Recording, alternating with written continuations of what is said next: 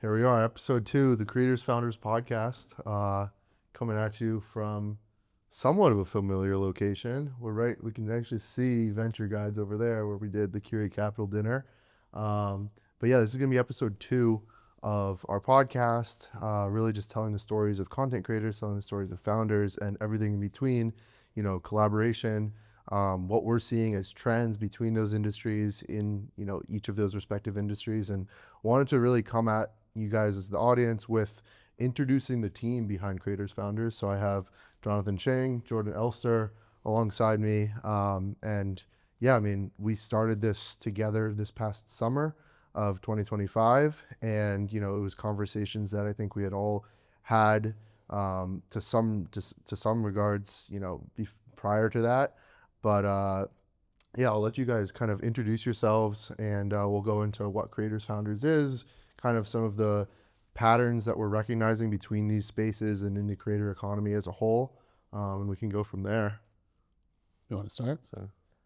So both the founder and creator side, very relevant for me and a big reason for why I wanted to get involved and get this going off the road. So I'm a founder myself. I run a company called Market AI, and the creator angle is that my company, we work with creators to help them bring their audience offline and own their audience using text messaging. So we help like artists like A$AP Rocky, comedians, fitness influencers, all sorts of creators be able to build a text list that they can engage their audience through. So being able to being in the creator space is incredibly important to me, as well as over the past 3 years here in Boston, I've hosted dozens of like founder and tech startup events, bringing kind of together and building community among the founder and tech scene here in Boston.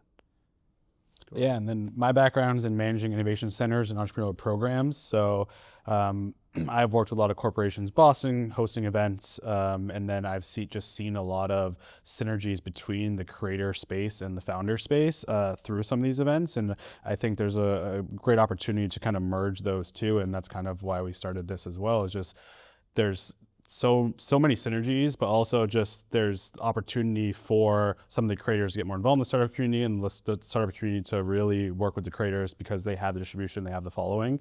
And so the more events that happen, the more we can get the creators involved. And I think that'll really help just accelerate the whole startup ecosystem here in Boston. Yeah, definitely.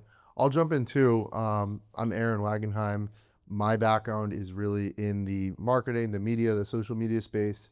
Through that, I've crossed paths with a ton of creators, professional athletes, people just building their brand online on social media, whether it's through branded collaborations or building media channels of my own. I've kind of navigated that space. So yeah, it seemed like, I think when we all came together, obviously we had known each other and you guys have known each other and been in this space, like the innovation space specifically, for a long time, but it seemed like it was just a good fit given each of our individual backgrounds and expertise, and also just like I think goals within this space of like ultimately like we want to be here and we want to pioneer growth in Boston specifically, but also beyond, in this collaboration and in these two spaces, and see how we can really bring them together because of the impact they can have.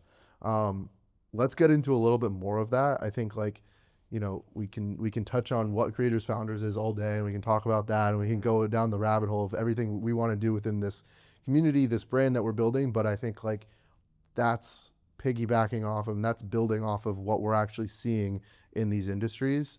Jonathan, do you want to talk about like, let's start with you can choose actually the startup space and like the founder background and what's going on there, the patterns that you're seeing, or the creator space, or you can kind of touch on both. Yeah, I was also thinking maybe just give context for the listeners. I think cumulatively, where are we at right now? I think we hosted about 15 events and we brought together a couple hundred, both creators and founders at our various events. And then I think combined, the audience of I would say, yeah, over 200 million followers, $200 million raised, on both sides. Attending the events. And yeah, and I think a big part of this, and we've learned so much, I think, from these creators and founders that we've been meeting and having at our events. And there's just, I think, so much to share in terms of, what creators know about distribution, and then also founders with building sustainable businesses, right? So hopefully that's a good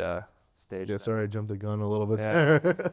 But Yeah, I can start from the founder side. I mean, beyond my own company wanting to, like our customers being creators, I think just what I'm seeing in like the tech space and the startup space is that things are rapidly changing. I think with like AI being at the forefront of making it so much easier to build software and really like anyone can kind of code an app and put something on the app store or build a website in as little as a day. Where like I think it's changing like the type of things that you build as a moat as a founder and what like differentiates you from other startups. It's no longer just, oh, I have these features, I built all this stuff out.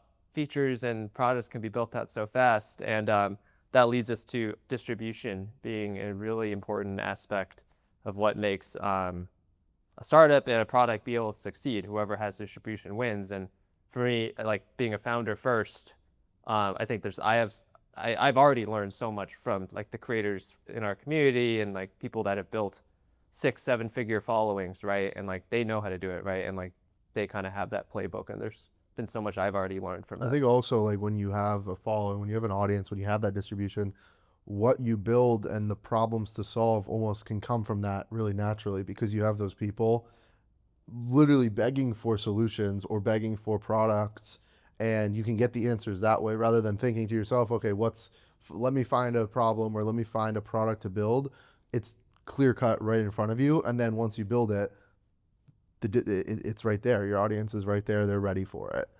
Yeah, and I think this is probably Jordan can also speak to as well, but I'll start by touching on just like for founders, I think there's such an interest in learning these distribution tactics and like the playbooks for social media and kind of all these things where it's made the founders very excited about these sorts of events, being able to meet creators versus, your standard startup and tech networking events where it will just be only other founders. Yeah, and I think piggybacking off of that, I mean, it's very apparent that a lot of founders now have to be their own kind of brand ambassador. And so they are not necessarily just running their business, but they're also having to sell their business as well. I mean, if you can create your own marketing channel as yourself, as the founder, then you don't have to necessarily spend as much on ads as on other things. It's really just you can then do it yourself if you've built your kind of brand around your own business and yourself. Yeah. Organic, like I think just it's so like organic marketing, UGC, like and like influencer marketing is like I think just so important. I mean, I think the standard playbook used to just be to run paid ads, and this is honestly a mistake that I made my venture. Like the amount of money we had just burned through paid advertising, which really didn't like build much of a connection with potential, users and customers. It really was just kind of like just for eyeballs, and honestly, eyeballs just aren't enough. And like, I've raised about $1.8 million for my startup so far, and like almost embarrassed to talk about how much money we kind of dumped into paid ads without really knowing where to, funnel and how to like kind of like build a community and like a sustainable brand beyond just kind of blasting stuff out through paid advertising. Yeah, I think paid ads, like me personally, I love paid ads, but I think they're gonna always have their place, and now more than ever, that's maybe not the first step. And well, it really depends on the type of business too, because there's so many types of scenarios where paid ads might help you at the beginning. But I think when you're building trust with your audience and building trust with your customers, doing that through strategic partnerships, partnering with the right people that are really bought into your brand, and getting them to buy in just accelerates that process so much better than any type of Meta or TikTok or Google Ads could possibly do. Because I don't think you can. I think the big thing is that like paid ads should be an amplifier. Paid ads isn't going to build your brand for you. Isn't going to build like the trust, right? Like and I think we've already. Well, one thing I think that with paid ads, I think what does build trust is user-generated content, and what that is piggybacking off of creators and naturally the trust that they have built with their audiences. So ultimately, whenever you're getting into paid ads or not, it all comes down to who's actually creating the content, having real people behind the camera, and real people telling the story of your brand. I think it's so important nowadays for like the founders of startup. Like people are buying they want to buy from the people behind a brand, right, and not just some sort of faceless brand, right? And it's like like a lot of founders are scared to be in front of the camera, but it's like, it is, I think, super important nowadays because like, you know, people are buying more off like emotions and trust rather than just like, I think that's just at the forefront of. Yeah, you see a lot of brands now that have a mission behind it, right? And so they're buying into the mission just as much as the clothing, just as much as the software, just as much they're buying into the whole package, not necessarily just the company behind it, but also the founder, like Jonathan said. So yeah, very clear reasons I think why founders. I mean, speaking for myself, why being able to you know, hang out with creators, learn from them has been so valuable. What about the other side? What do we think about like the current state of the creator economy, like where that is? What are some things that like, I don't know, that we're maybe seeing, or collaborations that we're seeing firsthand or from afar, like that we think both are interesting, but also why we're kind of building this? Yeah, so I think what we've seen in Boston really is there are some brand events, but there aren't just events just for creators to come and mix and mingle and meet each other. And a lot of the creators are just inside their own silos. They're filming at their apartment. They're filming out on the street. They're really just by themselves. And so the more that there can be things like Creators Founders to bring them together in spaces for them to collaborate and work together, the happier they'll be, I think. And I think that's part of what we're trying to build, is just a community for them to be a part of, because a lot of founders have a team around them. They might work with a couple co-founders, they might have some employees, but like the creators don't really have that. It's like them, they might work with the camera people, a videographer, some people like that, but they don't really have a team around them. It's just them. And so the more we can get them to kind of connect together, I think the happier they'll be and the more we can do. Yeah, I think I've been very surprised by how many of the creators don't know the other creators around them, and like they see each other's content on social media, but very few of them that actually met. And I think that's a funny thing that we have seen at like our events and dinners we've hosted, is like, oh, I've seen your content before, like, and that they've like never met before, right? And because there isn't really that sort of community and these sorts of like, you know, outside of like almost like professional things, like, oh yeah, like brand events, like there's no real chance for people to connect beyond just a professional work setting, versus that kind of has existed in the founder community. So if anything, like, I mean, I think on the creator side, and we've seen this, just tons of demand from the creators that want to meet other creators and then meet founders as well, right? Yeah, and I think some of the creators too are super intrigued by founders and just what they've built and the companies that they've built as well. And so I think we've seen some creators that are small, like angel investors in startups. Like I think there's the opportunity for some of the creators to get more involved in the startup community, or we've seen some that have launched their own clothing line, launched their own business to kind of capitalize off of their audience as well. So I think they're super intrigued by the founder space. So I think I think there's natural synergy for them to go to the events and meet other founders as well. Yeah, I think the term influencer and like the idea of influencer has changed dramatically since, you know, maybe 10 years ago or even like 5 years ago, where it used to be you were an influencer and all you did was just take videos and selfies of yourself. But now you're a business person and you're building a legitimate business behind what you're doing. And who better to learn that from and to work alongside than people who are starting companies and are leading waves of innovation in major markets like Boston. So I think, like, again, it's a no-brainer, and I think we've been validated from the events so far and from the community impact so far that, you know, this is definitely a good space to be in. Yeah, and I think just the height of the power of distribution, right? Like, I think a lot of creators are realizing that they can use that distribution almost as like, that is the best initial traction you can have, is already having distribution and then building some sort of product or having some sort of offering, building a business around this already engaged audience. Like any founder I've talked to, it's like, oh, wait, you could already have like an engaged audience of 1 million people interested in finance or taxes or budgeting or whatever it might be, and like use that as a starting point. Just insane advantage. Right. And but yeah, I mean, a lot of the creators, they also don't know how to go about turning their audience into more of like a business, something that they can kind of run. Like I think most creators, you know, are most familiar with kind of the brand deal setup, and I think historically that's the way people thought about influencers, right? Is like brand deals. But I do think with a lot of creators that want a more like, you know, steady stream of revenue, something that they own more and is not reliant on like the short-term nature of doing these brand deals. I think it's just like, that is this next evolution of the creator economy, is the ability to not just utilize their audience to be paid by another company to represent them, but versus, you know, having their own offering that they own themselves. And you're seeing that on the biggest level too, like obviously influencers like Kai Cenat and Josh Richards, like they're launching their own companies. And I think you'll start to see it more on like the micro level. I think there's opportunity for more of the people that kind of obviously on the smaller side as far as audience wise are able to also do the same thing as those larger creators, because you're starting to see them like, yeah, like Josh Richards has Animal Capital, and so there's like big companies that they're launching from their brand.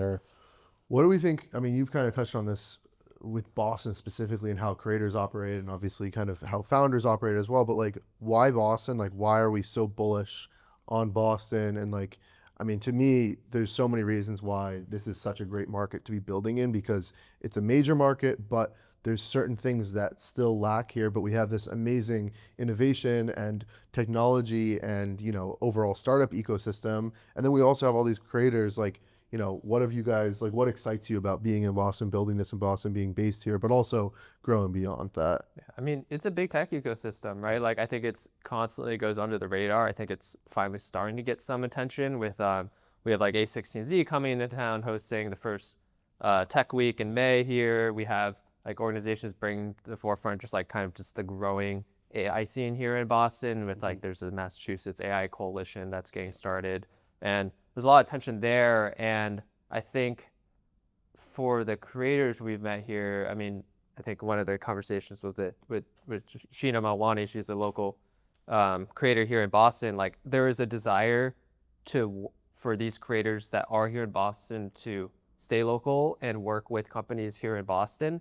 And often, like, I think, you know, that just community hasn't been established, and it's a desire for people to want to support each other here. I think Boston has very much a good culture around wanting to kind of support each other and like do things kind of local with each other. So I think that's a and I just think big it hasn't happened here yet. Like in other cities, they have a lot more kind of going on as far as events and stuff go for that community. And in Boston, there isn't really anything yet. And I think also there's some really cool brands here in Boston and companies here in Boston too that are trying to kind of engage more. And I think like there's New Balance and Converse and 47 brand and Spindrift. Like there's some really cool brands in the Boston area that if we can get them kind of integrated more into what's happening in Boston, not necessarily the whole like national, they're obviously on a big national scale, but there's opportunity for them to do more here locally. And so I think the more we can kind of build a community for them to be a part of, I think we'll kind of get them out of their silos as well. I was thinking Boston's just awesome. Like, we got, first of all, shout out to the University. Patriots. We got the Patriots. We got Great the sports Celtics. teams. Great sports teams. Yeah, I mean, but what that is we're in a major market that maybe isn't looked at like a major market, but it has everything that should be in a major market. And the benefit of that is that it's not as difficult to stand out. Like building something in New York, like it's going to take a lot more effort, and I think just like, you know, space that you're taking up to earn that space. Whereas in Boston, like you can get to that level fairly quickly. So I think that the impact we'll be able to make here is, you know, it's pretty clear. I've been pleasantly surprised. Like, I think going in, we were like, okay, it'll mostly be about like this networking aspect, right? Where like it'll be direct collaborations, which we've seen a lot of, but I definitely want to touch on this aspect. I think we've already mentioned this idea that people like the founders and creators kind of just like hanging out with each other. It's almost turned also into this like social scene as well. Like we mentioned, how creators aren't necessarily going out and meeting other creators or other people frequently. So that's been an incredible aspect. But yeah, I mean, and like I think some of the collaborations that have emerged from these as well has been. Yeah, you want to talk through some of the, I guess, the events that we've hosted, maybe like the obviously our last one was pretty interesting and cool and different than a lot of the other events. And like you said, it's more of like a social community in that sense. So yeah, like I think we hosted some, we've started with mostly like a dinner format, right? As our classic format, bringing together about 16 people, half creators, half founders. And yeah, I think as people have more fun with it and just enjoy like being able to meet not just other like creators being creators, founders being founders, but then the intersection, like we've started just exploring more fun ways to like, I guess just like, you know, almost like drop barriers, have people kind of be more comfortable. Yeah, we had a really fun one this past week. Shout out to Remedy Place in Seaport, and Jonathan Leary, who Podcast hosted us episode, there, podcast and guest number 1. Yeah. which hopefully you listened to right before this one. Yeah. But yeah, I mean, like basically, bringing together, rather than a dinner format where we're at a table, which is already pretty intimate, where you can have deep conversations. We brought together 16 creators and founders and had everyone huddled in like a sauna shoulder to shoulder, right? And like I think something about these like kind of unique spaces and cool unique experiences that I think help people drop these barriers and want to chat with each other and like build relationships. Yeah. Definitely. I mean, the dinner we did at Venture Guys with Keurig Capital, was that cool. one stood out to me as well. Right across the street. Yeah, right here, You see same it view. right here. I just think that was like really special in terms of bringing. That was a slightly larger dinner, so it was like almost 30 people. pushing 30 people, and we had some awesome food. Shout out to Chef Trev. But it was just really nice to be in a isolated space where everyone, again, all these events, everyone wants to be there. Everyone's very intentional about showing up because they want to be there, not just because they have to be there or it's something that's good for their image or whatnot. So everyone's bought in from, the second they walk in the door. But I just thought like the conversations at that table and bringing in a partner like Keurig Capital to kind of lead some of those conversations, Carrie, Connor, they were amazing. Like the creators, the founders really enjoyed talking to them. And I think they got a lot out of that as well. Like more of that like will be really special and allow us to continue to grow and push the needle in terms of like what's going on here in Boston. And I thought that was a prime example of just like how multifaceted what can come out of like intermingling creators and founders can be, right? Like I mean at this point the events are just so fun, right? Like people are social and like it's this social community we've already built. But yeah, right, like between the creators and founders, collab opportunities and deals, and then Keurig Capital especially is interesting, this whole idea, which was already touched on, the idea of how can creators and influencers leverage that audience to partner with, a startup or a growing brand in a way that's not just a pure monetary exchange, right? Like I definitely think there's, short-term brand deals. There's sometimes you got to figure out what is like the long-term alignment, like and incentives, right? Like, okay, if I do a really good job in partnership with this growing brand, how can I benefit from how well I do beyond just like a short-term cash incentive? And this is that idea of potentially influential investing, and how do creators actually like, how can they partner with startups and brands in a more meaningful way where the more that they're promoting a long-term, they can benefit from the company's growth. So I think we're seeing that, and shout out Keurig Capital for kind of spearheading, being one of those. Yeah, shout out Sasha Hoffman too for helping make that intro. Oh yeah, shout out Sasha. I think just this whole idea of Sasha, Keurig just are super pro this idea of like influential and investing. Venture Guides for obviously hosting and everything. Yeah, I think yeah. And I also think like again touching on like why we're doing this, why we're so confident in this. It's really helpful to have partners that are also doing the same thing and definitely a bit ahead of us, but also with the same mission and the same confidence in these two spaces coming together to support one another, to help each other grow, and to ultimately, take advantage of what is out there and what's possible when it comes to building a business and building careers for content creators.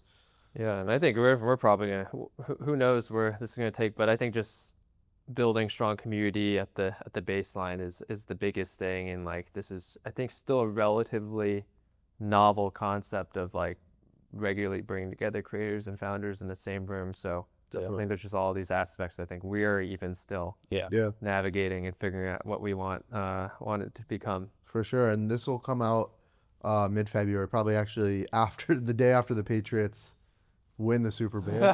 Hopefully that is aged poorly.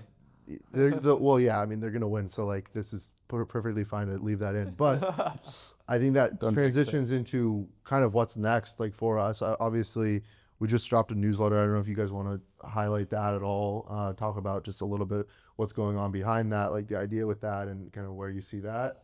Yeah, the newsletter is basically a spotlight of one creator and one founder each week, really trying to hone in on the fact of a founder that could work with creators and their ask for creators, and a creator that may have an ask for brands or founders and who they could potentially work with. So it's heavily curated. We're choosing people from that have come to our dinners in the past, and they answer some questions. We're doing it weekly. It's we're keeping up with it right now. We'll continue to try to get as many people spotlighted as possible, and I think that's a really cool way to just show value to the creators and founders. And even we've already seen from our first couple newsletters, a couple people have reached out wanting to connect with those people. And so the more we can kind of build that up and get more subscribers and stuff, the more we can help some of the creators and founders in the community as well. Yeah, and I know we've mostly focused on like talking about like this Boston ecosystem of creators and founders, but like, I mean, this is like not something that's just localized to here. I mean, we've hosted our first dinner in New York already, and we have plans to continue growing this community. But something I think that's kind of at the forefront of this podcast as well as the newsletter is at the events, like I think you can't really ever replace an in-person interaction, but obviously that's you can only have so many people at an in-person event. So like, how can we I mean, we're incredibly blessed and lucky that like people really enjoy coming to these events, and we have this awesome audience of like creators with millions of followers, founders that have raised millions of dollars. There's so much to learn. I think that like not only are we learning from each other, but I think a lot of that can be shared with a broader audience as well. Aspiring entrepreneurs, aspiring content creators. So how can we leverage the fact that we have so many of these established creators and founders that have built their audience and built their companies in different ways that we can kind of aggregate and use to kind of like I guess teach. So I think that's also a big thing that Absolutely. I mean, I think it comes down to, obviously we're so confident and we see so much potential with the impact that creators can have, and ultimately the impact that social media presence and building a brand and building distribution online is. So like, why wouldn't we practice what we preach and implement those things ourselves to help build this platform, this community, this brand? I think secondary on that, the podcast, obviously really excited about getting this off the ground. Obviously this is going to be episode 2, following Dr. Leary's episode. And then we have some amazing interviews coming after this to follow this. I think that, this is going to be a great way to tell those stories, to really dive deep on, a personal level with a lot of content creators, with a lot of founders, maybe one of each. And, beyond that, obviously a lot more events to come as well. Some incredible stories. I just always am so shocked. Like, I mean, both on the creators and founder side, just like how they got to like, like I think a lot of people, and this is where I think founders and creators can both kind of resonate with this. Like a lot of people see the end result and are like, oh yeah, like they just went viral and, it was kind of a fluke, or, oh yeah, I mean, they just got lucky. Like, yeah, okay, they, whatever, they were just giving this. But no, there's so much that happens behind the scenes, pivots, like many years of work that go into it. People have been doing this their whole life, and just some incredible stories to share that I think we've already heard, and I think is what's driving probably who we'll be inviting next onto the podcast. And you'll probably be shocked at some of the people that do exist here in Boston that people just probably aren't aware that they're in Boston. Yeah. On both sides too. Yeah, on both sides, 100%. Definitely the creator side, because just the exposure and audience that they have that sometimes doesn't directly correlate to Boston. It's really impressive, and that's definitely surprised us, and I think continues to surprise us day in, day out. So yeah, I mean, I think that's a good spot to leave it. This was great. I think that we definitely can do some more of these internal episodes, just as we continue to build this brand, tell these stories, and overall, grow this initiative. I don't know. Do you guys have anything to add? Any final remarks? Any final remarks? Go ahead. Future episodes. The stories will be much more interesting than what we have to talk about. But hopefully, we can do a decent job of like kind of give a high level overview of kind of trends we're seeing, because I think we are observing so much. I mean, we're at every single, we've done out of the 15 events, we've been at all of them and hearing all these stories. And I think it's just kind of our goal to be the ones to help amplify those stories and kind of inspire and teach like, the next generation of these.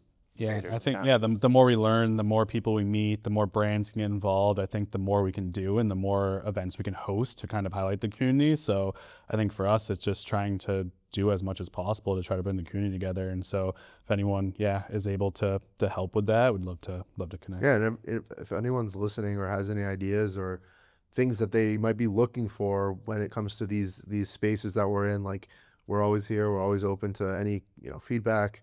The communication's open thanks to Market, Instagram DMs, whatever, LinkedIn. Hit us up. Let us know what you think. Ideas, thoughts, criticism, anything's welcome. So yeah, we're excited to continue building, and yeah, we'll catch you on the next episode of this.